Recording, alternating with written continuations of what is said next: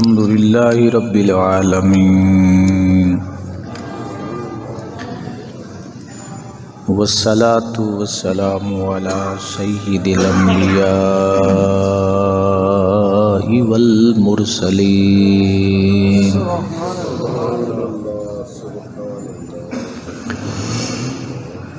وعلى آله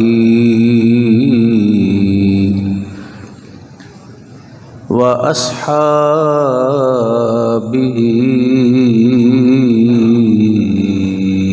أجمعين.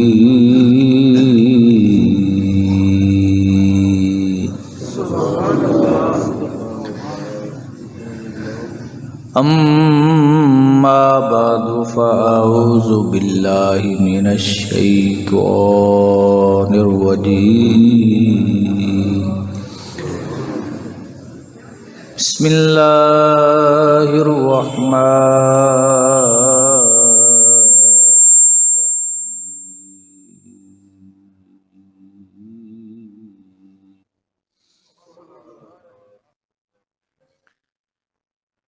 لقد كان لكم في رسول الله أسوة حسنة. آمنت بالله صدق الله العظيم وبلغنا رسوله النبي الكريم الأمين. إن الله وملائكته يصلون على النبي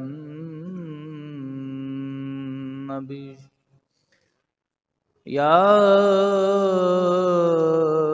أيها الذين آمنوا صلوا عليه وسلموا تسليما.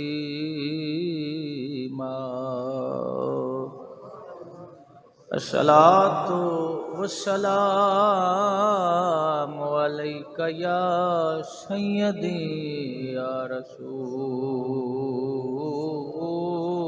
الله.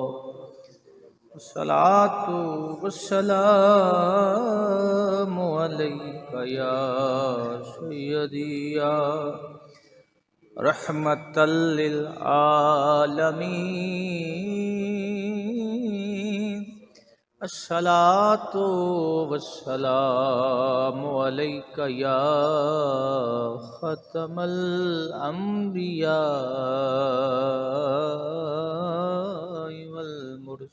والمرسلين. بعد از حمد و سلام، معزز و محتشم احباب ذی وقار، ماہ شعبان المعظم کی عظیم گھڑیاں جاری و ساری ہیں. نصف مہینہ گزر چکا ہے اور نصف باقی ہے.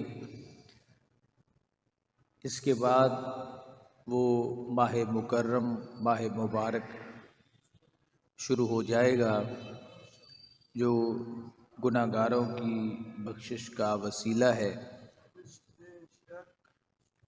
اور جس ماہ مقدس میں ایک ایک حرف پر، ایک ایک لفظ پر کئی گنا اللہ رب العزت کی طرف سے نیکیاں ملتی ہیں، تو اس مہینے میں درپیش جو معاملات ہوتے ہیں، مسائل ہوتے ہیں، بالخصوص کھانے پینے کے حوالے سے، تو ان پر ڈسکس کرنا، ان کو سمجھنا یہ بے حد ضروری ہے. گزشتہ جمعۃ المبارک پہ سحری اور افطاری میں اللہ تعالیٰ کی طرف سے دی گئی جو نعمتیں ہیں ان نعمتوں کو کھانا استعمال کرنا رسول کریم صلی اللہ علیہ وسلم کی سنت کے مطابق کیا ہے؟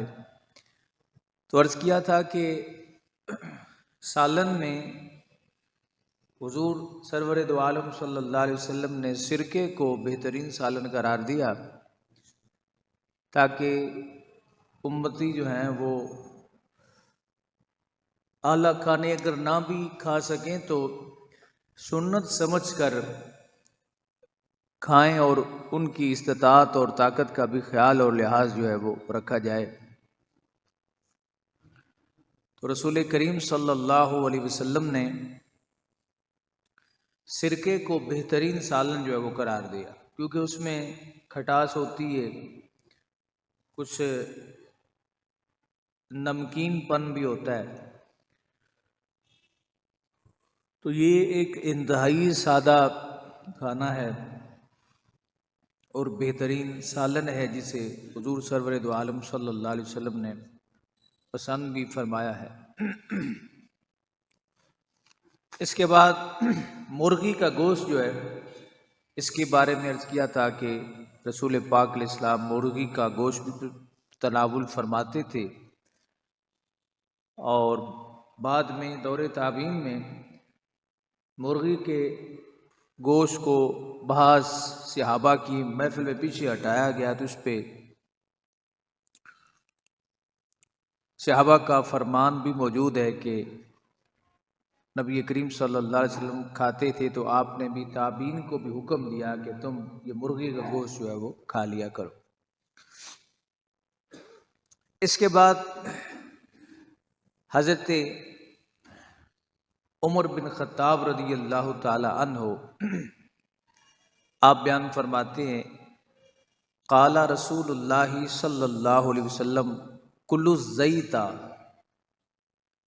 آپ نے فرمایا کہ زیتون کا جو تیل ہے اسے کھایا کرو، وَالدَّهِنُ بِهِ، اور اسے لگایا بھی کرو، کیوں؟ فَإِنَّهُ مِن شَجَرَةٍ مُبَارَكَةٍ، اس لیے کہ یہ ایک بابرکت درخت سے نکلتا ہے جس کا قرآن کے اندر ذکر ہے۔ تو زیتون کھانا اگرچہ نبی کریم صلی اللہ علیہ وسلم کا حکم ہے اور حضور نے اسے پسند بھی فرمایا ہے، لیکن یہ ایک ایسی سنت ہے کہ اگر طبیعت کو موافق نہ ہو تو پرہیز کرنے میں ترک سنت نہیں لازم آتا، کہ زیتون جو ہے یہ ایک ایسے علاقے میں پیدا ہوتا ہے کہ وہاں کے رہنے والے جو لوگ ہیں، وہاں کا جو ماحولیاتی نظام ہے اس کو ایکسیپٹ کرتے ہیں، ان کے مزاج، ان کی طبیعتیں۔ تو ہمارے علاقے میں رہنے والے جو لوگ ہیں ہو سکتا ہے انہیں زیتون جو ہے وہ، ان کی طبیعت، ان کا مزاج جو ہے وہ زیتون کو پسند یعنی موافق نہ ہو، اس میں چونکہ گرم ہونے کی بنا پہ بلڈ پریشر بڑھ سکتا ہے، دیگر امراض جو ہیں وہ آ سکتی ہیں۔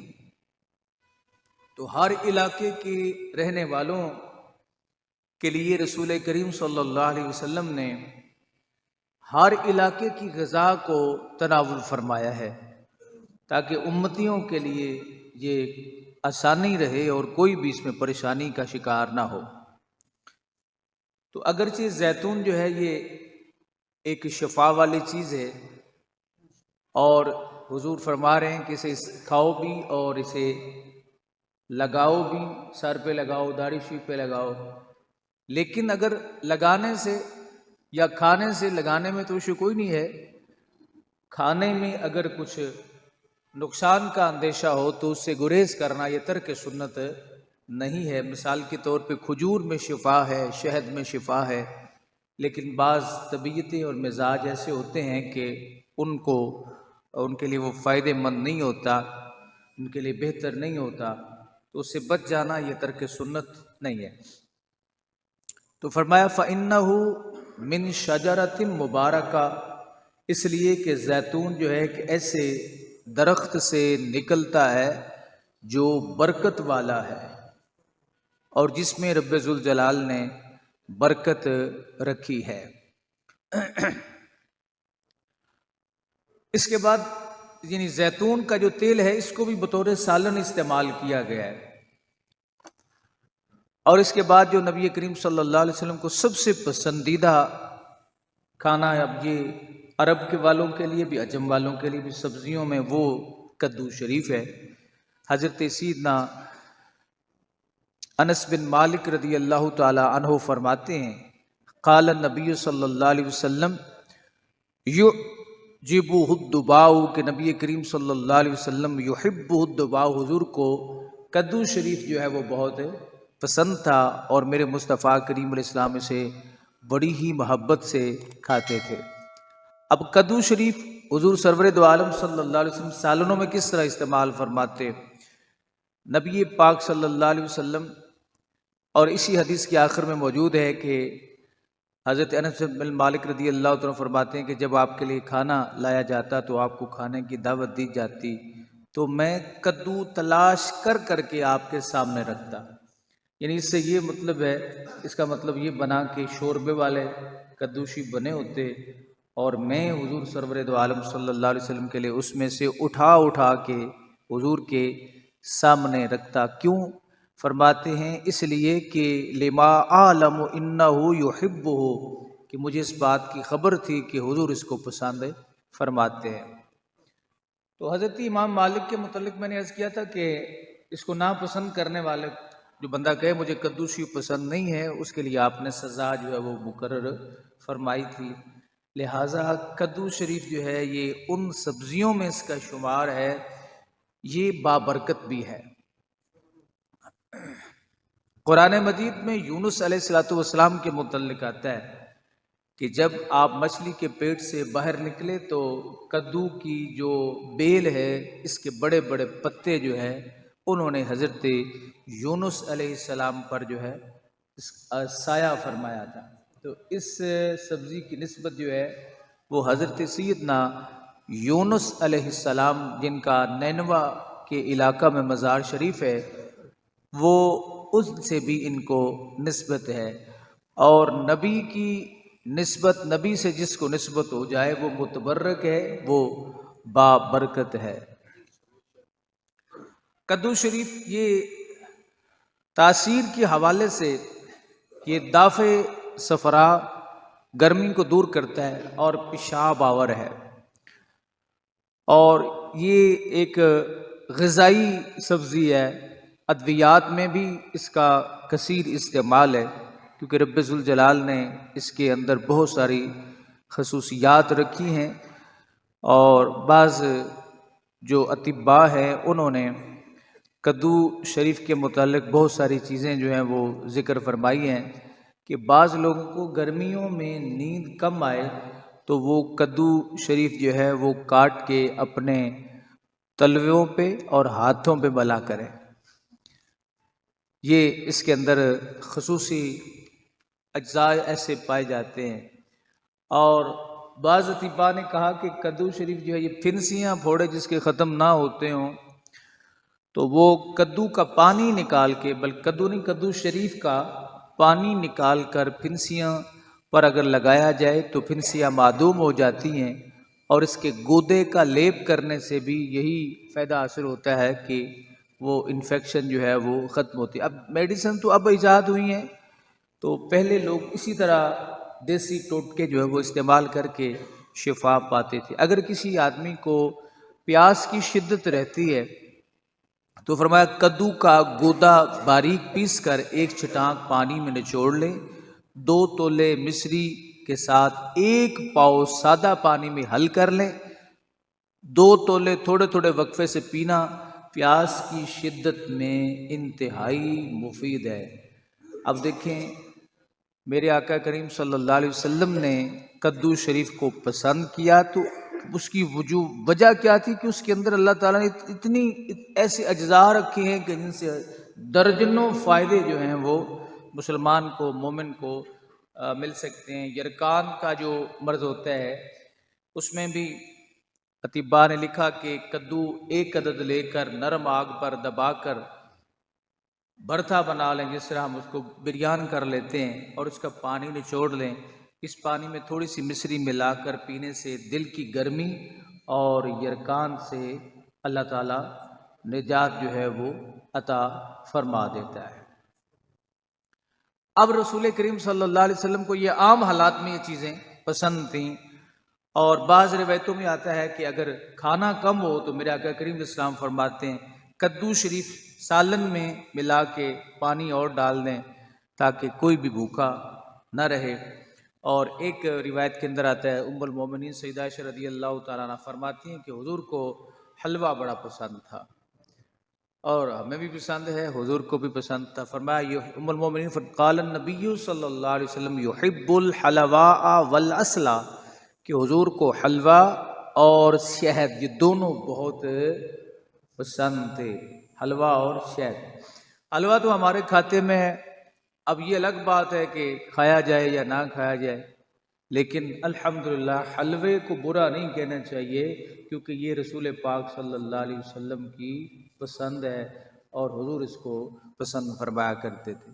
اب سوال یہ رہا کہ حلوہ کس چیز کا؟ حلوے کا مطلب ہوتا ہے میٹھی چیز، حلوے کا مطلب ہوتا ہے میٹھی شے۔ یہ گلاب جامن کی صورت میں بھی ہو سکتا ہے، یہ جناب اس کی برفی کی صورت میں بھی ہو سکتا ہے، کلا کند کی صورت میں بھی حلوہ ہو سکتا ہے، لیکن ہمارے جو مروجہ حلوہ ہے وہ سوجی، گھی اور چینی کا عمدہ نوالا کھائے گا وہی جو ہے قسمت والا۔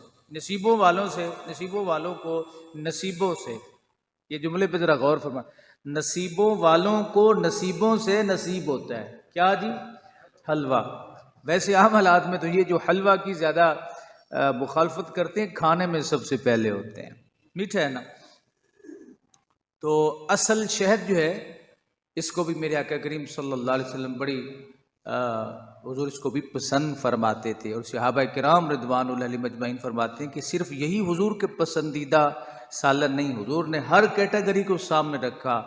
حضرت ام سلمہ رضی اللہ تعالی عنہ فرماتی ہیں کہ آقا دو عالم صلی اللہ علیہ وسلم کے سامنے گوشت پیش کیا جاتا تو حضور سرور دو عالم صلی اللہ علیہ وسلم اس کو بھی بڑی محبت سے اور بڑی پسندیدگی کا اظہار فرماتے ہوئے آپ تناول فرما لیا کرتے تھے۔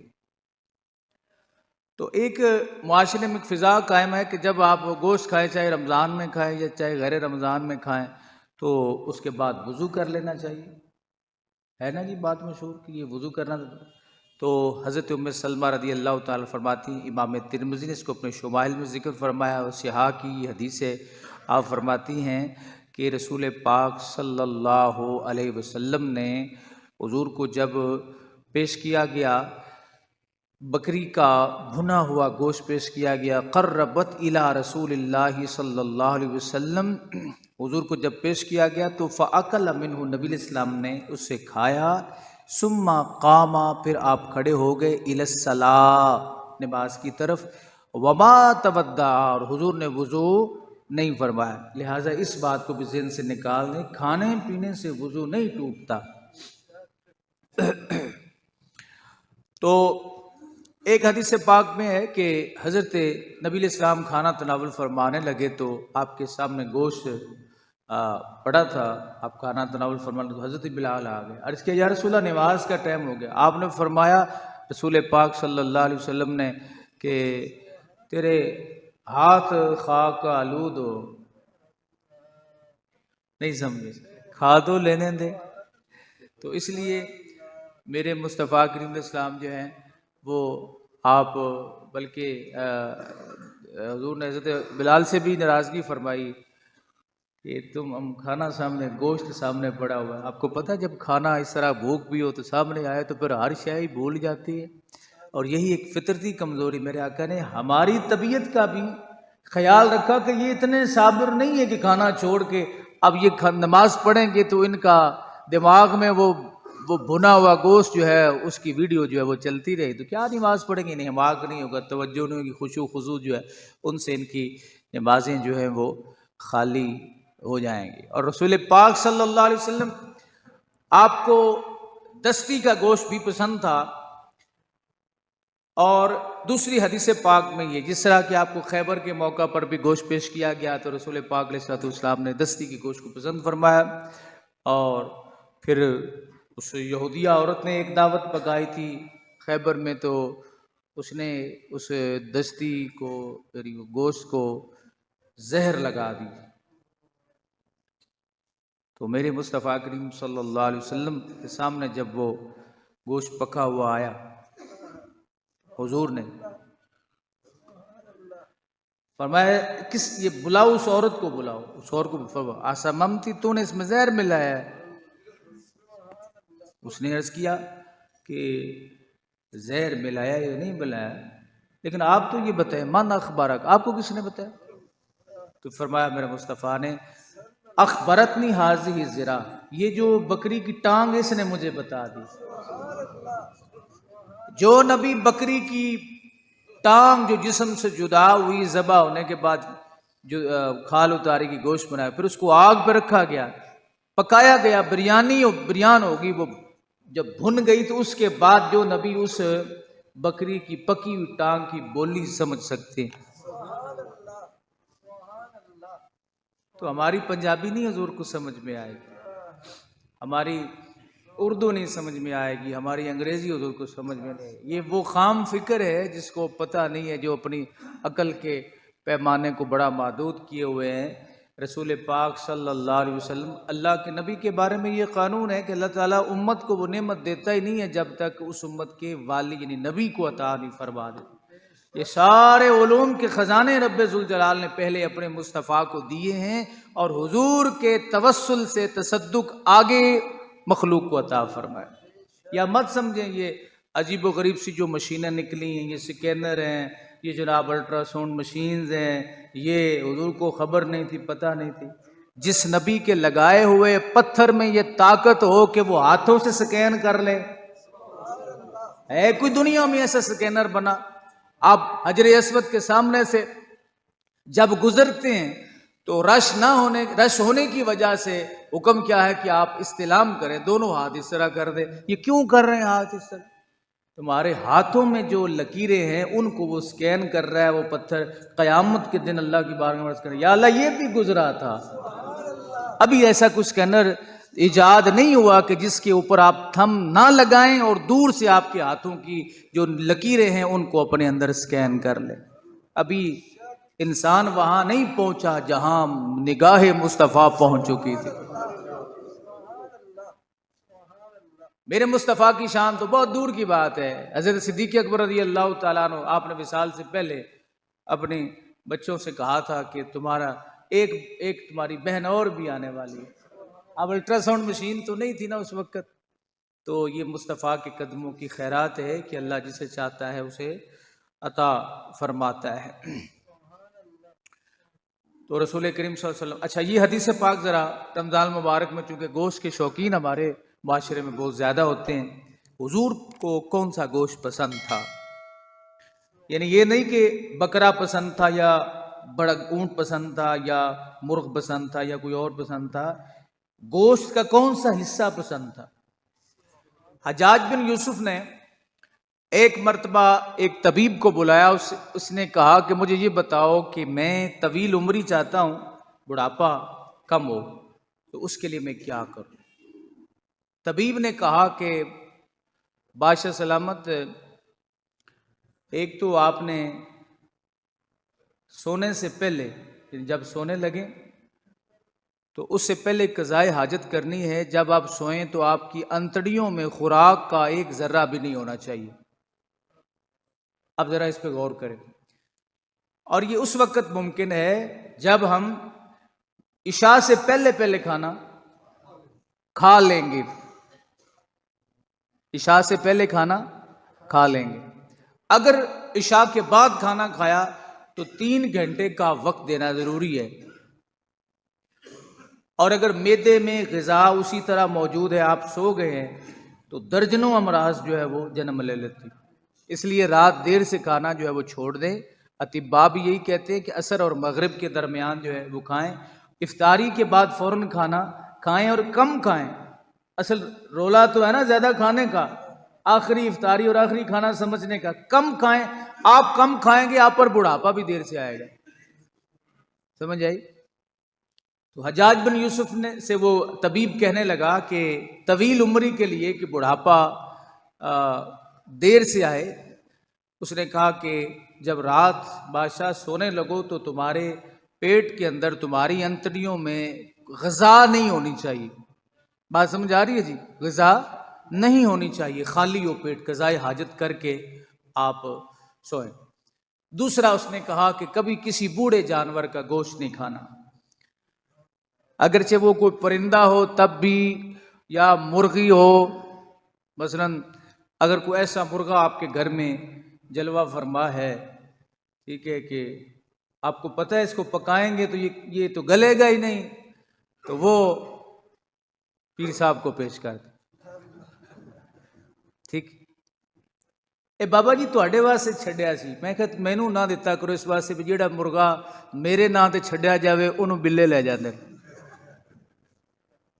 یہ کئی ہمارے پیار والے دوست ہوتے ہیں نا، بڑی محبت والے، جی آپ کے نام پہ یہ چھوٹا جانور ہم چھوڑ رہے. میں کہا میرے نام پہ نہیں چھوڑنا، اس لیے کہ میرے نام پہ چھوڑو گے تو یہ مر جائے گا، تیرے سلامت رہیں گے. یا اس طرح کر سکتے ہیں کہ جو مرنے کے قریب المرگ ہو اسے آپ اپنے خدا کے نام پہ، جس کے پاس 30 پاروں کا قرآن ہونا، جس امت کے پاس، اسے کسی کو کٹے بکرے دینے کی ضرورت نہیں ہے. اور اس پہ کئی دوستوں نے میرے ساتھ ناراضگی بھی کی ہے کہ ساڈا کم کیوں خراب کر دے. میں حقیقت بات یہ عرض کر رہا ہوں. اس لیے آج معاشرے میں اس عظیم منصب کو کاروبار بنایا گیا. اس لیے آپ پیچھے نظر دوڑائیں نا، حضرت صدیق اکبر سے لے کر حضرت امام اہل سنت تک، حضرت امام اعظم ابو حنیفہ، ان سے بڑا بھی کوئی عالم ہے؟ کام کیا کرتے ہیں؟ کپڑے کا. پتہ یہ چلا علماء کا ذریعہ معاش جب تک کاروبار نہیں ہوگا نا، وہ کام نہیں کر سکیں. وہ آپ کے ہاتھوں کی طرف دیکھیں گے، آپ کے جیبوں کی طرف دیکھیں گے. ان کے جب خرچے نہیں پورے ہوں گے تو پھر نظام سسٹم جو خراب ہوتا ہے. اس لیے تھوڑا بہت کاروبار. لیکن آج حالات ایسے ہیں کہ آپ کے امام مسجد جو ہے وہ باہر ریڑھی لگا کے کھڑے ہو جائیں تو تسی انہوں نے جین بھی نہیں دینا. لو جی تسی ہوں باہر ریڑھی لا کے کھڑے نے، ایسی ہوں تواڈے پیچھے نماز کیویں پڑھی ہے؟ یہ بھی ایک وجہ ہے اس طرف نہ آنے کی، بچوں کو دین نہ پڑھانے کی. ایک وجہ یہ بھی ہے. اللہ اکبر. تو کیا بات میں کر رہا تھا کہ دیسی سوری ہے، زبان سے دیسی نکل جاتا ہے. ہاں جی، جوان بوڑھے جانور کا گوشت نہیں کھانا چاہیے. اور میری آقا کریم صلی اللہ علیہ وسلم آپ کے متعلق یہ حدیث پاک آ گئی، اس پہ رمضان المبارک میں عمل کرنا ضروری ہے. 2 چیزیں میں نے عرض کر دی یہ طب کے حوالے سے کہ رات سونے سے قبل آپ اپنے پیٹ کو خالی کر کے سوئیں. غذا سے غذا کی ٹائمنگ یہ بنائیں کہ آپ کا پیٹ خالی ہو جائے، اس سے نہ بلڈ پریشر بڑھے گا، نہ شوگر بڑھے گی، نہ موٹاپا آئے گا. اور دوسرا کہ کبھی کسی بوڑھے جانور کا گوشت نہیں کھانا جس پہ گیس کا پورا سلنڈر ختم ہو جائے اور وہ کوکر شریف میں بھی نہ. اور اگر کوئی ایسا جانور یا گوشت آپ کے ہاتھ آ جائے تو وہ اپنے پیر صاحب کی خدمت میں پیش کر دیں. اچھا جی، حضرت عبداللہ بن جعفر رضی اللہ تعالیٰ عنہ بیان کرتے ہیں، کہتے ہیں سمعت رسول اللہ صلی اللہ علیہ وسلم قال ان اطیب اللحم.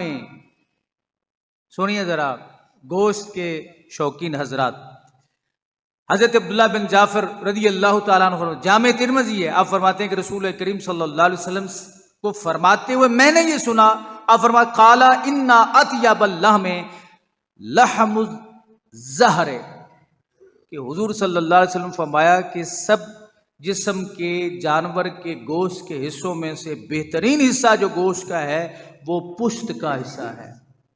کون سا؟ پشت کا حصہ ہے. پشت کے جانور کے گوشت کے حصے کو کھانا یہ رسول کریم صلی اللہ علیہ وسلم نے پسند فرمایا. یا تو آپ نے ران سمجھتے یعنی جو دستی ہے اس کے گوشت کو پسند کیا ہے، یعنی ٹانگ کے گوشت کو پسند کیا، یا رسول پاک علیہ الصلوۃ والسلام نے جو پشت ہے اس کا گوشت جو ہے وہ پسند فرمایا ہے. اب دیکھیں جناب، میرے آقا کریم صلی اللہ علیہ وسلم فرماتے ہیں کھانے تو دنیا میں بڑے بنتے ہیں، بہت سارے ہیں، رمضان میں برکتیں ہوں گی۔ اب دیکھیں آپ، آج ہی مسلمانوں نے روزہ رکھا تو آج ہی شام کو دیکھے ذرا، اور کچھ نہیں تو کھجوریں تو آ گئی نا، پکوڑے آ جائیں گے، سموسے آ جائیں گے۔ یہ تلی ہوئی چیزوں سے بھی پرہیز کرنا یہ بھی ضروری ہے کہ یہ بچوں کو بھی نقصان دیتی ہیں، لیکن بڑوں کے لیے بالخصوص یہ چیزیں نقصان دہ ہوتی ہیں، اور کھانا ایسا تناول کرنا چاہیے جناب جو آپ کی صحت کے لیے فائدہ مند ہو، آپ کی صحت کے لیے نقصان دہ نہ ہو۔ تو چونکہ رزق بڑھتے ہیں اور طرح طرح کے کھانے جو بنائے جاتے ہیں، میرے آقا کریم صلی اللہ علیہ وسلم فرمایا کہ جس طرح لوگوں میں بادشاہ ہوتے ہیں، لوگوں میں بادشاہ ہوتے ہیں، حضور نے فرمایا کھانوں میں بھی بادشاہ ہوتے ہیں، پھلوں میں بھی بادشاہ ہوتے ہیں۔ ہمارے علاقے میں پھلوں میں بادشاہ کون سا پھل ہے؟ آم، جسے کھانے کے لیے بندے کو فزیکلی بھی مضبوط ہونا پڑتا ہے۔ نہیں سمجھا؟ یعنی آپ اسے نارملی حالات میں، بالخصوص جو مولوی حضرات ہیں وہ اسے محفل میں نہ ہی کھائیں تو بہتر ہے۔ میں ایک دن جا رہا تو میرے آگے آگے ایک مائی صاحبہ موٹر سائیکل کے پیچھے سوار تھی، تو آگے ایک عورت اور بیٹھی تھی، ایک آگے چلانے والا، تو وہ پیچھے اپنے برخے میں آم کھاتی جا رہی۔ گل تو ہی نا جناب، حضور دی امت دی شان تو ہی نا۔ یعنی یہ ایک ایسا پھل ہے جو آپ کو تہذیب بھی سکھاتا ہے کہ آپ اسے اس انداز میں کھائیں، آپ کو طریقہ بھی سکھائے گا کہ داڑھی شریف بھی نہ خراب ہو۔ جنہاں دے نہیں ہیں اللہ انہوں بھی توفیق عطا فرما۔ ہن اگاں اور کی لینا ہے آپا، یہ تو دسو۔ 60 سال زندگی گزار کے اب کیا چاہتے ہیں؟ میں کسی دوست پہ تنقید نہیں کر رہا کبھی، کیونکہ میں کسی جگہ پہ اپنا آنکھوں کو ٹکا نہیں رہا ہوں، اس لیے کہ کوئی یہ نہ سمجھے کہ میری طرف اشارہ ہے۔ میں اپنی آنکھوں کو پھیر پھیر کے بات کر رہا ہوں، کیونکہ یہ بھی حضور کی سنت ہے کہ آپ علیہ الصلوۃ والسلام نے زندگی بھر اس طرح انگلی نہیں کی۔ حضور نے اگر اشارہ فرمانا ہوتا تو یہ انداز ہوتا، اس طرح حضور اشارہ فرما۔ میں بھی اسی طرح حضور کی سنت کو ادا کرتے ہوئے اس طرح اشارہ کر رہا ہوں، اور آپ کے لیے سنت یہ کہ آپ اس کو خندہ پیشانی سے سن لیں ذرا۔ ضمناً بات آ گئی، شاید دوبارہ میرا ذہن بھی اس طرف نہ آئے۔ 60 سال کی زندگی ہو گئی ہے، 50 سال کی زندگی ہو گئی ہے، 40 سال کی زندگی، شادیاں ہو گئی ہیں، بچے جوان ہو گئے ہیں، اب کیا چاہیے؟ میں یہ سوال آپ کے سامنے رکھوں، کیا چاہیے؟ پتہ چلا کہ شیطان ہم پر اتنا حاوی ہے کہ رات بھی میں یہ عرض کر رہا تھا، آپ پہلی امتوں کے عذابوں کے تذکرے پڑھیں، پہلی امتوں کے عذابوں کے تذکرے پڑھیں، کم عبادت کی وجہ سے ان پر عذاب نہیں ہوئے، معاملات خراب ہونے کی وجہ سے عذاب ہوئے۔ آپ جب اپنی یہ سنت، یہ صرف رسول اللہ کی سنت نہیں ہے، تمام انبیاء کرام علیہم السلام کی سنت ہے۔ جب آپ اس کو کاٹتے ہیں، آپ شیو کرواتے ہیں، تو دل میں کچھ ملال ہوتا ہے؟ کوئی نہیں۔ چلے میں ان دوستوں کی طرف دیکھتا ہوں جن کی داڑیاں ہیں، آپ ناراضگی نہ کریں، دل میں کچھ ملال ہوتا ہے، یار میں اس کی سنت کو کاٹ رہا ہوں، یہ حضور کی سب سے پیاری سنت ہے، اور صرف میرے آقا کی نہیں، انبیاء کی سنت ہے، موقدہ سنت ہے۔ اب کچھ میرے بھائی دائیں بائیں دیکھ رہے ہیں، میں آپ کی طرف نہیں دیکھتا نا، اپنا ٹینشن لیں، بس یہی ریکویسٹ کر رہا ہوں، زندگی کا بھروسہ کوئی نہیں ہے، کوئی بھروسہ نہیں۔ آپ یہ چیزیں اپنے ذہن میں رکھیں، جب کوئی آدمی فوت ہو، جس کی داڑھی کتنا بھی گناہ ہو، یہ اللہ تعالیٰ نے اس میں ایسی برکت رکھی ہے، مرنے کے بعد آپ کے گناہوں کو یہ ڈھانپ لیتی۔ سمجھ آ رہی؟ اور مجھے سب سے زیادہ خوشی ہوتی جب نوجوان داڑیاں رکھتے ہیں، لوگوں کا یہ حالات، یہ رشتہ نہیں ہوگا، یہ نہیں، جو تمہیں داڑھی میں قبول کرے گی نا وہ کبھی چھوڑے گی نہیں، یہ ذہن میں یاد رکھنا۔ دوسرا وہ شخص ہے جس نے داڑھی نہیں رکھی ہوئی، اب وہ مرے گا تو اس کے چہرے پہ نوست دیکھیں، اور جس کی داڑھی ہے اس کے چہرے پہ رونق دیکھیں۔ یہ حضور کی سنت ہے، میں بار بار یہ ہر جمعے پہ آپ کو کہنا یہ مناسب نہیں ہے، خدا کا نام ہے، اپنے آپ کو سنبھال لیجئے، زندگی کی بہاریں بڑی تیزی سے گزر رہی ہیں، اور یہ ختم ہونے کی طرف جا رہی ہیں۔ اگر ہم یہ سمجھیں نا کہ ہم بڑے سمجھدار ہیں، بڑے عقل مند ہیں، بس اس طرح کام چلتا رہے گا، نہیں۔ آپ نمازیں بھی پڑھیں، سب کچھ کریں، لیکن اگر یہ آڑے آئی ہوئی ہے، یعنی یہ آپ نہیں رکھتے، تو اس کا مطلب یہ ہے کہ ابھی معاملات کچھ خراب ہیں اندر، جس کی وجہ سے شیطان آپ کو اس طرف آنے نہیں دے رہا۔ میری بات پہ غور کریں گے؟ مقدس مہینہ آ رہا ہے، پاک مہینہ آ رہا ہے۔ ہر لمحے ہر گھڑی اپنی غربت کے قصے نہ سنایا کرو، صبر سے کام لیا کرو۔ رات بھی میں نے یہ حدیث پاک پیش کی تھی کہ میرے آقا کریم صلی اللہ علیہ وسلم جلوہ فرماتے کہ ایک شخص آپ کی خدمت اقدس میں آیا، اس نے عرض کیا یا رسول اللہ، یا حبیب اللہ، غریب ہوں، میری پوری نہیں پڑتی۔ حضور نے فرمایا نسخہ میں دیتا ہوں، بنا تم لینا، غربت دور ہو جائے گی۔ یاد ہے جی رات والی حدیث؟ غربت تمہاری دور ہو جائے گی۔ اس نے کہا یا رسول اللہ کیا؟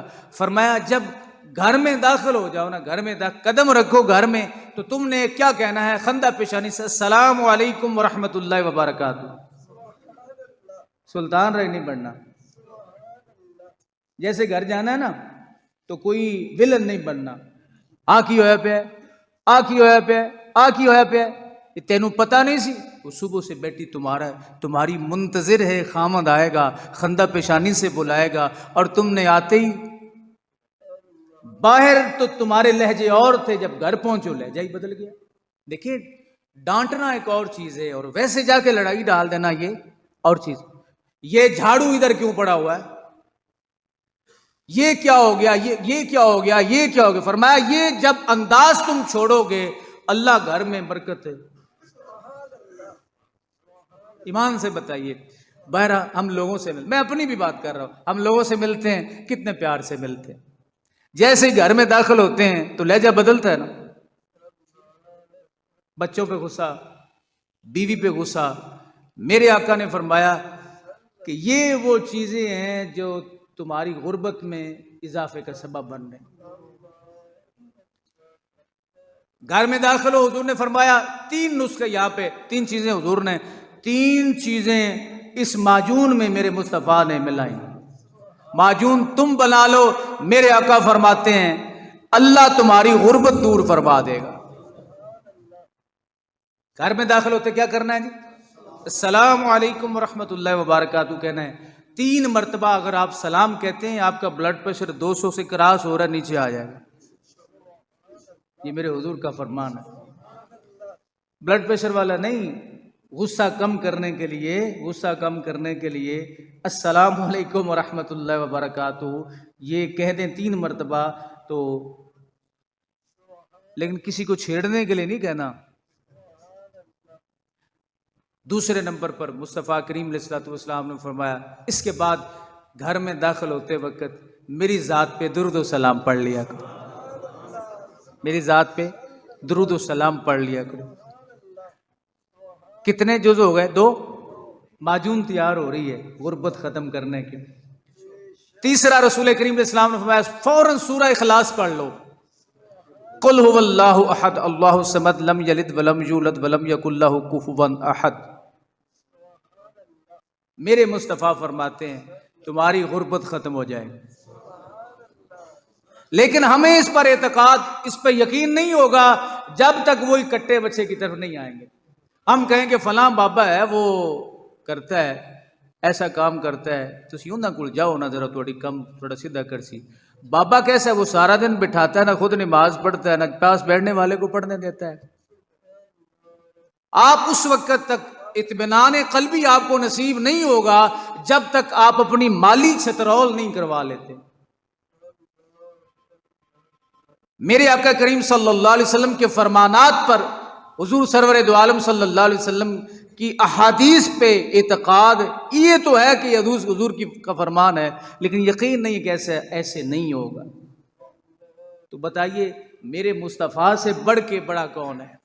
رب کی ذات کی بات، جسے مصطفیٰ کی بات پر یقین نہ آئے اسے کسی کی بات پر یقین نہیں آتا۔ تو یہ 3 چیزیں اپنے اندر اپنا لیں، ہر شے بچ جائے گی، مال بھی بچ۔ میں یہ نہیں کہتا کہ آپ اللہ رب العزت کے ولیوں کے پاس نہ جائیں، ولیوں کے پاس جایا کریں۔ کس کے پاس جایا کریں؟ اللہ کے ولیوں کے پاس جایا کریں۔ اب آپ کہتے ہیں جی سب ٹھیک ہے، سب ٹھیک ہے، مرنے کے قریب جب بندہ ہو جائے تو ابھی تک اسے یہی نہ سمجھ آئے ٹھیک کیا ہے غلط کیا ہے، تو پھر اس کا اللہ ہی حافظ ہے۔ اور آج اگر کسی کو سمجھانے کے لیے تھوڑا سا کہتے ہیں تو وہ یہ کہتا ہے کہ یہ جی آپ ہمارے پیر صاحب کے خلاف ہیں، آپ ہمارے پیر صاحب کے خلاف ہیں۔ ہم کہتے ہیں ہم کسی سے ڈرنے والے نہیں ہیں، ہم ہر اس آدمی کے خلاف ہیں جو لوگوں کو علل اعلان حضور کی شریعت سے دور کرے، بس۔ ہم اس پیر کے ماننے والے ہیں جس کو دیکھ کے مصطفیٰ کی شریعت یاد آ جائے۔ اتفاق کرتے ہیں آپ میری اس بات پہ؟ سمجھ آئی؟ یادے جناب پیسے بچاؤ، ٹھیک ہے، اس غربت والے معاملے نو بڑھیاں دے آکے لگتے، نہ اپنے پیسے ضائع کرو، نہ اپنی دولت بڑی مشکل سے حاصل ہوتی ہے، بڑی محنت سے آپ کماتے ہیں، فیصلے مصطفیٰ پہ اور مصطفیٰ کے خدا پہ چھوڑ دو۔ اولاد نہیں ہے، ایسے نہیں ہے، ایسے نہیں، ایسے نہیں ہے، اولاد کون دیتا ہے؟ اللہ دیتا ہے۔ تم اللہ سے مانگتے رہو، قرآن پڑھتے رہو، اللہ اگر تمہارے لیے بہتر ہوگا تو رب تمہیں عطا فرمائے۔ تو میں عرض کر رہا تھا ذات ذی وقار رسول پاک صلی اللہ علیہ وسلم، آپ نے فرمایا دنیا میں بادشاہ ہوتے ہیں، ہر معاملے میں بادشاہ، کئی بادشاہ ہوتے ہیں، فرمایا کھانوں میں بھی بادشاہ ہوتے ہیں، اور سالن میں بادشاہ سارے سالنوں کا کون سا ہے؟ گوشت ہے۔ حضرت ام المومنین بڑی خوبصورت حدیث پاک ہے، سیدہ طیبہ طاہرہ عائشہ رضی اللہ تعالی عنہا، حضرت ابو موسیٰ اشعری رضی اللہ تعالیٰ عنہ، جہاں سیدہ طیبہ طاہرہ فاطمہ الزہرا رضی اللہ تعالیٰ عنہ کی ہم شان بیان کرتے ہیں، وہاں ان کی امی جان کی شان بھی بیان کرنی چاہیے۔ سنیے، امام ترمذی لکھتے ہیں کہ حضرت ابو موسیٰ ان ابی موسیٰ ان النبی صلی اللہ علیہ وسلم، ابو موسیٰ اشعری رضی اللہ عنہ نبی علیہ السلام سے روایت کرتے کہتے قال فضل عائشہ، قال فضل عائشہ علی النساء، عائشہ کو عورتوں پر ایسے فضیلت ہے۔